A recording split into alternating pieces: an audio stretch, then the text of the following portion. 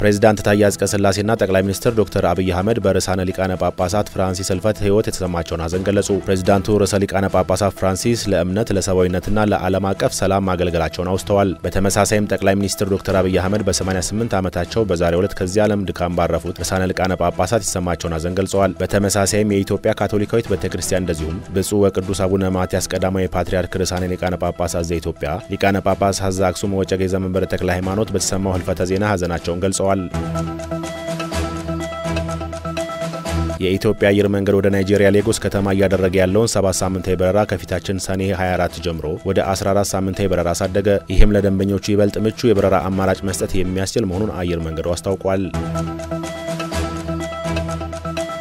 በትግራይ ክልል ለ2017-18 የምርት ዘመን ከ100 ሺህ ኩንታል በላይ ምርጥ ዘር ለአርሶ አደሮች እየተከፋፈለ ነው ተባለ። የክልሉ ጊዜያዊ አስተዳደር የእርሻና ተፈጥሮ ሀብት ቢሮ እንዳለው ለአርሶ አደሩ የሚያስፈልገውን የምርጥ ዘርና ሌሎች ግብዓቶችን አቅርቦት ለማሟላት ተሰርቷል። በክልሉ በኩታ ገጠም እርሻ የስንዴ፣ የማሽላ፣ የጤፍ፣ የሰሊጥና ሌሎች ምርቶችን ለማልማት 250 ሺህ ሄክታር መሬት ሲዘጋጅ ከ130 ሺህ ሄክታር የሚበልጠውን መሬት በሜካናይዜሽን ለማልማት ዝግጅት ተደርጓል።